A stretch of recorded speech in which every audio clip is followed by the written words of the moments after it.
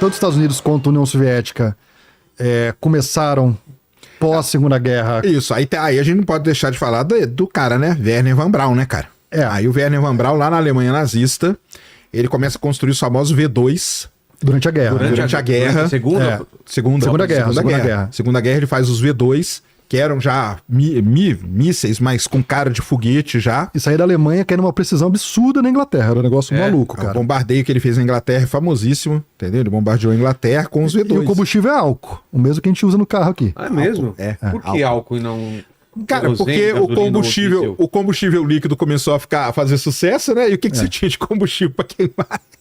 Álcool etílico, é álcool, né? Álcool mesmo. Álcool mesmo. Né? Então o Werner von Braun, ele foi um cara muito importante, porque ele, alguns dizem, né, que é o pai da astronáutica mais moderna, é ele. Por quê? Quando acaba a Segunda Guerra Mundial, divide o mundo. Os americanos fazem a famosa Operação Paperclip. Sim.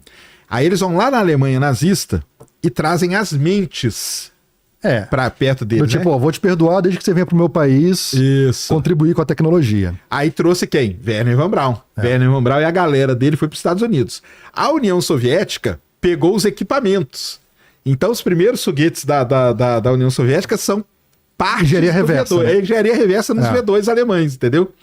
Então o mundo se divide desse jeito. A mente brilhante vai para os Estados Unidos e o equipamento vai para a União Soviética. Cara. E a Alemanha foi proibida de desenvolver foguetes desde então e perdeu essa proibição há muito pouco tempo. Então, tanto que assim, na Europa Ocidental, o país que evoluiu com essa parte de foguetes foi a França, né? Eles tinham total liberdade de desenvolver tecnologia. A Alemanha era proibida e pouco tempo atrás liberou para eles, né? Isso aí. Mas a Primeira Guerra, vocês acham então que dá um Segunda. tempo? Não, mas a primeira. Não, a primeira não. Ela pelo menos para astronautica não teve importância. Mas não, eu tô falando impacto de evolução em alguma coisa deve ter atrasado também um pouco.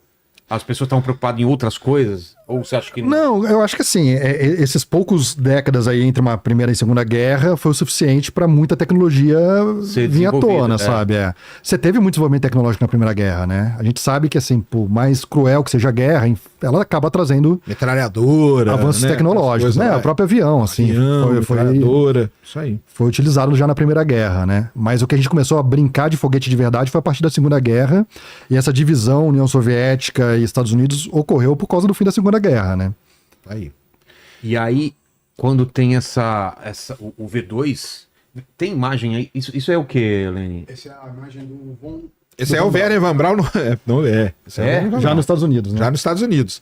Mas tem a imagem, procura aí, V2. V2 é o foguete que ele desenvolveu lá. Não existiria homem na Lua se não fosse... Se não fosse esse cara aí? Provavelmente não. A não ser se os soviéticos tivessem chegado. Porque quando os americanos chegaram, e eles meio que perderam a corrida que foi inventada pelos próprios americanos, os soviéticos largaram mão de ir pra Lua, entendeu? Pelo menos, eles tinham um projeto lá do lançador deles, que era... Deu certo, né?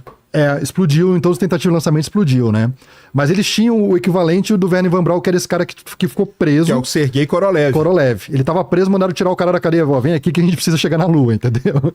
Precisava, cara. Esse é o V2. Ele tinha essa negocinho. Esse é o V2. O do Tintin foi antes disso? Não, é tudo bem baseado no Tintin, né? Parece tudo, né? Então parece. Depois acha o foguete do Tintin. Mas é tudo muito baseado no... O 7.000 Léguas Submarina lá, Isso, do Júlio Verne. Júlio Verne, a viagem Terra-Lua. O famoso foguete que é espetado na Lua. Ele usava, tipo no estilingue, uma catapulta. É o famoso, é o que o Lucas falou aqui antes, é o famoso One Stage. A ideia cara, a ideia do Júlio Verne é fantástica. Cara, a Lua tá ali, o que eu faço? Miro e tá ali. Entendeu? É isso. Depois isso aí foi se provar que não era possível por tudo aquilo lá que a gente já falou. Não possível não sabemos, né? Eventualmente alguém consegue. Quando a gente chegar na Apollo, eu falo, né? Ou na época ali tinha. Olha lá. Isso mesmo, cara. Mas porque é tudo baseado lá no Júlio Verne. Entendeu? Como que chama? O livro é o da Terra-Lua, né? Como que é a viagem da Terra-Lua? Tem uma representação. Você tem o Arthur Clarke também, né? Isso. Que começa a escrever. Então, assim, você tem livros, cara, de 1904, 1905, falando, cara, a Lua tem oceano. A Lua tem pessoas lunáticos que moram lá. A Lua é feita de queijo. Assim, a galera pirava, entendeu? Isso em 1904. E aí você tem tinha ideia da face oculta, do lado oculto, do que poderia ter? Não, ainda não tinha, mas esse negócio de ter oceano era muito interessante, porque quando o pessoal olhava a lua cheia, via aquela parte mais escura, isso aí, da Terra-Lua, esse mesmo. Aí, o foguete é ele, tá?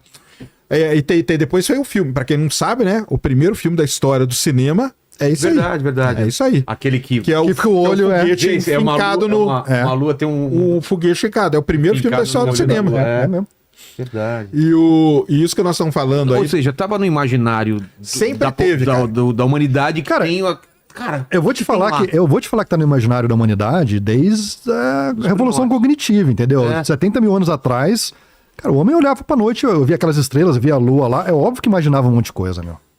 É isso mesmo. Cara, isso é incrível, né? Você vê que, assim, todas as religiões, os astros têm algum tipo de influência, assim, né, na história que foi montada e tal.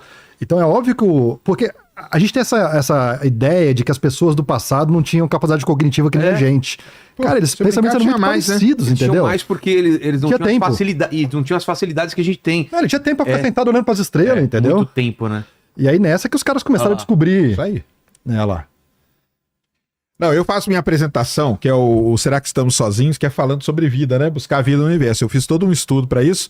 Você vai buscar no século 5 a.C., os filósofos lá e tal, os caras já pensavam em coisa assim, cara. Pensando, cara, pô, será que nós somos únicos, estão aí nesse negócio aí que a gente não tem nome ainda e tal. Depois teve os caras famosos como Giordano Bruno, né? Que olhou e falou, cada pontinho ali é um sol igual o nosso, entendeu? Teve um termo que ficou muito famoso nessa época muito antiga, que era o pluralidade dos mundos. Será que esse mundo que a gente vive, ele é único? Ou será que tem milhões de outros mundos parecidos com o nosso? O que a gente tá vendo parece que tem mesmo. Tem planeta pra todo lado, né? Inclusive, assim, eu gosto muito do Cosmos com Carl Sagan. Eu acho que, me influenciou muito. O próprio domingo que passava, se não me engano. Mas aquele primeiro episódio com o Neil deGrasse, que é o que ele faz do Giordano Bruno, toda vez que eu vejo, eu choro, eu fico arrepiado, cara. É impressionante. A história do Giordano Bruno é uma história muito... E o cara foi até a fogueira, né? Falou, eu vou morrer. Ele fez. Ele percebeu que o universo provavelmente era infinito, né?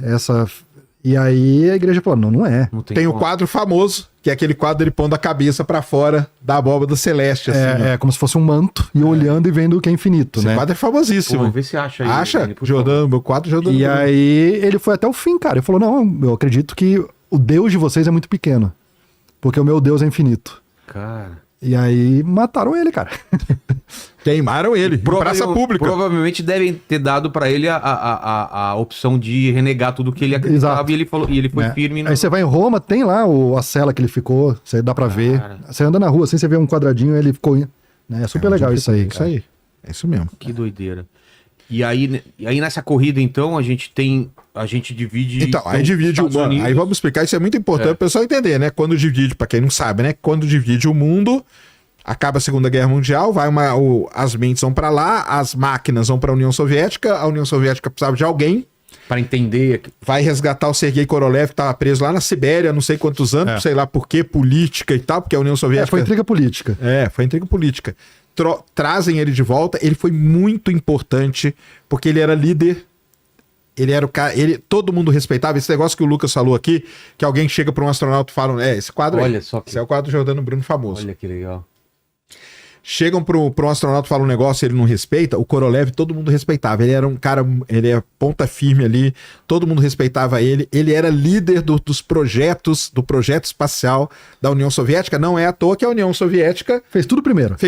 A única coisa que ela não fez primeiro foi chegar na Lua, cara, de resto... Mas tava para, ou não? Tava para. Mas eles tinham que fazer um veículo... Mas vamos chegar nessa parte. Tá? Vamos. Então, esse cara vem e tenta fazer um tipo de uma engenharia reversa. Isso, aí eles começam a fazer engenharia reversa no V2, lá na União Soviética, cria o foguete deles lá, os Vostok, né, que a gente chama, foram os primeiros. Com sucesso? Com sucesso, foi ele que levou o primeiro cachorro pro espaço, a famosinha Laika, depois levou o Gagarin, depois levou a mulher, depois levou o Alexei Leonov, que faz a primeira caminhada espacial. Isso. E os Estados Unidos tá onde? Os Estados Unidos... Tá um pouquinho para baixo.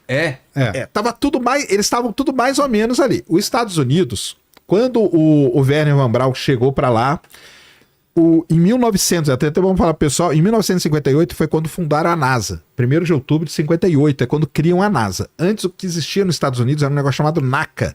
Isso. Nossa. Era a NACA. A NACA mexia com coisa... Não era aeroespacial, a gente podia dizer que era aeroespacial? Eu acho que misturava aeronáutica junto. É aeronáutica, né? Tá. Então era o que era?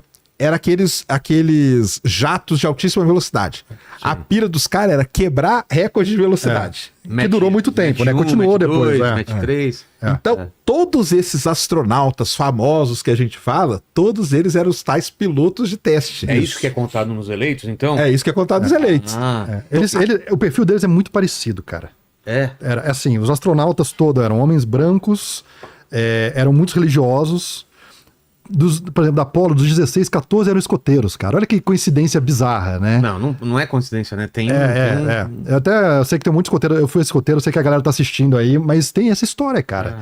E aí, até por conta disso que hoje tem esse lance que o pessoal da NASA é muito preso nessa lance da diversidade e tal, que é a primeira mulher na Lua, primeiro homem de cor que eles chamam na Lua, né? Tudo isso, talvez, olhando pra trás, falando, puta, lá na época da Apollo, lá realmente foi uma coisa, um som só, né? Era só um tipo de pessoa que fazia parte, que era o que na época eles acreditavam. Mas teve um grupo de mulheres que foram treinadas. As famosas Six, que a gente chama. E aí elas todas, nenhuma voou, né? E aí recente teve como é que era? Funk? A que voou na Blue Orange. A velhinha, né? Qualquer coisa Funk era o nome dela. E aí que até como uma reparação histórica voaram uma velhinha de 80 anos aí num voo da Blue Orange, Blue né? Orange, é isso mesmo. Isso mesmo. Mas então aí os Estados Unidos estava nessa linha de fazer esses testes de alta velocidade, Mach e tal, e quebrar, não sei o quê. Quando passa o que faz os caras atentarem para tudo é o Sputnik, cara. Quando o Sputnik passa apitando em cima dos Estados Unidos, é que o bicho pega. Acendeu uma luz vermelha. Cara, porque acontece, acendeu por quê? Não é porque... Não, porque tava em guerra, eles estavam em guerra fria. Se os caras têm o poder de estar em cima da gente aqui... E todo mundo sintonizou, isso que é mais maluco, entendeu? Aqui no Brasil sintonizaram o Sputnik, entende? Aqui no Brasil. Não tinha como mentir, o negócio tava lá, cara, transmitindo. Então, se eles têm a capacidade de fazer isso, será que eles não podem pôr um foguete para atravessar e jogar aqui? Ou jogar uma bomba? Aquilo lá era um satélite, mas... Que chama ICBM, né? É um míssil intercontinental balístico, essa é a ideia. Então, quem consegue chegar no espaço, consegue colocar uma ogiva no outro lado do planeta. Isso era o pensamento de todo mundo na época. E a corrida espacial, no começo, foi muito geopolítica. Geopolítica, motivos militares. E aí, por isso que tinha essa corrida maluca, porque os caras estavam projetando poder, um pra cima do outro, falando, olha, eu consigo mais. Né? Então, basicamente, por muitas décadas, esse foi o principal moto da corrida espacial. E só recentemente que começou a sair desse moto. E agora, por conta desse momento maluco que a gente está vivendo, está voltando para uma militarização muito pesada na área espacial. Então, as vitórias da União Soviética na época... Primeiro satélite no espaço. Primeiro homem, primeira mulher, primeiro animal, primeira caminhada. Tudo isso aí. Primeira caminhada fora do espaço também? Primeira docagem. Cara. Tudo. Primeira caminhada é o cara sair da nave. O Alexei Leonov é o primeiro cara que sai. E aí, e até então, os Estados Unidos não conseguiam nada. Não, os Estados Unidos ele tava. Quando o Gagarin vai pro... O Gagarin, ele entrou em... Isso é importante falar que o Gagarin... Aí até é legal a gente explicar, né? O negócio de voo suborbital com né? Porque o pessoal confunde. O Yuri Gagarin, ele entrou em órbita da Terra. Então, além dele ter ido para o espaço... Porque uma coisa é você ir para o espaço. Outra coisa é você entrar na órbita da Terra. Hoje você pode ir para o espaço. Você vai lá na Blue Origin... Paga lá 3 milhões de dólares... E vai para o espaço. Mas não entra em órbita. Né? Não lembra o canhão que eu te expliquei? Não tem pólvora o suficiente. Então ele consegue muito alto, mas por não ter velocidade ele não consegue acompanhar a curvatura da Terra e ele volta. Ele só que cai para a Terra. Como ele passa dos 100 km, que é a linha imaginária... Tem gente que aceita que aquilo é ir pro espaço. Isso aí. E tem gente que fala, não, ir pro espaço é entrar em órbita. Entendi. Tá? Então tem essa treta. Esse é o Gagarin. Só que o Gagarin não entrou em órbita. O Gagarin fez voo suborbital, que é esse mesmo voo que a Blue Origin faz. Não, o Gagarin entrou em órbita. O Gagarin entra. Não, o americano não entrou. O americano não. Desculpa, verdade. É isso. O Gagarin, ele entra. Faz duas, né? Duas órbitas, isso. Cai lá na plantação. Faz mais uma. O americano, aí os Estados Unidos, ele cria um primeiro programa, que até aqui na minha camiseta aqui, ó. Programa Mercury, que chama. Entendeu? Que é a história dos eleitos. Os eleitos estão aqui no programa Mercury. Que eles pegam lá aqueles 7 caras, vão fazendo a nave. Eles fazem duas coisas. A primeira são voos suborbitais, que é só fazer a parábola. Que é o famoso Alan Shepard. O Alan Shepard é o primeiro americano a ir ao espaço. Ele não entrou em órbita, ele foi para o espaço só. Mas depois os russos. Depois dos russos, que já tinham entrado em órbita. Só que isso aqui era isso aqui foram... Meses, semanas, acho que não foi nem mês. Acho que foi semana diferente. Semana diferente. O que acontece? Tava essa briga. Sim. Aí eles falaram, caramba, cara, o Gagarin entrou em órbita lá. Cara, não quero nem saber. E era meio assim. Cara, e o foguete, tá? Os Estados Unidos tinham mandado o macaquinho Han, super famoso, e o outro lá, o amiguinho dele. Um deles não deu muito certo, o Han voltou e tal, não sei o quê. Os americanos tinham esse receio. Era risco demais, né, cara? Você vai enfiar um cara em cima de um foguete, então é uma bomba, que nós já falamos que é uma bomba, e é só ele na pontinha ali. E aí? E se der errado esse negócio, cara? E os soviéticos falam, não, vou mandar. Acho que primeiro eles mandaram mosca primeiro, não foi? Mandaram mosca, o pessoal fala que mandaram mosca, tudo. Teve mosca, aí teve a Laika, né? Esse é o Alan Shepard. Esse é o Alan Shepard. E... então, aí o Alan Shepard vai e faz o voo. Tá. Semanas depois do Yuri Gagarin, o Alan Shepard, só que o Alan Shepard não entra em órbita. É o suborbital, não tem energia suficiente para ficar em órbita. Então ele vai bem alto e volta. Isso nem gerou muita comoção nos Estados Unidos? Ou... Cara, é tudo narrativa. Nos Estados Unidos os caras falaram, não, isso aí tá ótimo. A galera acreditou, entendeu? Ah, tá.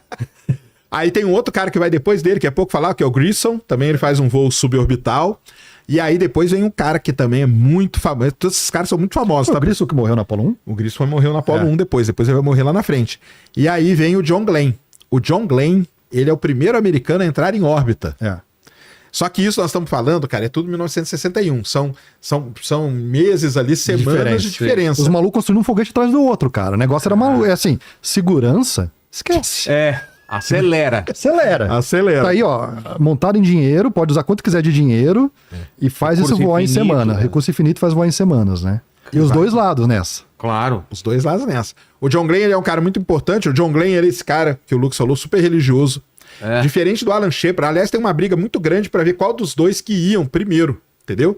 Aí o Alan Shepard entrar em órbita e ir pro espaço. Mas o Alan Shepard era muito bom, pelo menos pelo que se lê dele, entendeu? E ele vai, e o John Glenn fica meio revoltado com isso aí. Tem foto aí do John Glenn? É aquela lá que mostrou ele com a roupa, né? Pressurizada. Mas o John Glenn, depois ele vira senador americano, e depois ele vai voar no ônibus espacial. Porque teve um programa, né, do ônibus espacial. Que era já é idoso. Olha lá. Já é idoso. Ele aí já velhinho. Aí ele foi na cidade, cara. Isso aí ele voou assim, ó. Ele era com a roupa porque ele foi pro espaço. Cara, ele era senador americano, ele foi. Ele tava com 70 e mais. Procurar, Por aí? Cara. Se bobear, 80. O programa do ônibus espacial, lá na frente a gente fala melhor, mas ele teve vários subprogramas. Um deles era levar senadores pro espaço. Mas levou dois, né? Levou dois. Levou dois. O John Glenn foi um deles. Levou professora de... Quando teve a Challenger, por exemplo, que explodiu, tinha uma professora de ensino primário, né? Primário. Vamos contar a história dela, é triste pra caramba. Milhares e milhares de crianças assistindo, cara. Nossa. É triste. Então o John Glenn, ele vai e depois o John Glenn não continua no programa espacial. Porque muitos desses vão continuar no outro, enquanto isso a União Soviética fazendo as coisas. E os Estados Unidos fez primeiro o programa Mercury. Levou aqueles 7 caras lá. Qual que era o intuito da Mercury? Cara, era aprender a entrar em órbita. E voltar com segurança. Tá. Entrou em órbita e voltou. Aquele discurso famoso do Kennedy é quando? Vem depois isso. Vem depois, tá? Vem depois. É quando eles começam a perder de verdade a corrida pros soviéticos. E aí ele vai lá no Texas, no estádio do Rice, faz aquele discurso emblemático de que a gente vai pra Lua, não porque é fácil, mas porque é difícil. E é a nossa chance que a gente tem de medir nossas capacidades. É muito forte aquilo, né, cara? Não, muito forte, cara. Muito forte. Você vê ele... O que mais que ele fala? Não, ele dá prazo, não dá? Dá prazo em menos de 10 anos. Cara. E ele não ficou pra ver, né? Isso é uma coisa interessante, cara. O Kennedy, ele funda o programa. Quem liga pros caras é o Nixon, né? Mas agora o Trump tem a chance. De quê? Se o Artemis der certo e pousar antes dele acabar o governo. Ah, sim. Sim, mas chance ele tem. Se continuar o Artemis, né? Se continuar, não. Depois a gente fala disso. Do quê? De chegar na Lua, né? Porque o Trump é o cara que criou o programa Artemis. Ele criou, ele que assinou. Porque antes era o Constellation, né? O Constellation, que era o do Obama. E aí o Trump encerrou o programa do Obama e veio com o Artemis, a ideia do Artemis. Aí ele saiu, entrou o Biden, voltou. E se tudo der certo, pode ser que ele consiga colocar pessoas na Lua ainda na gestão dele, o que eu acho muito improvável. Eu também acho. Mas aí ele pode ser o mesmo presidente. No caso do programa espacial americano lá no início, não foi. Entendeu? O John Kennedy começa, mas quem termina lá pisando na Lua, os Estados Unidos era o Nixon, já que era o presidente.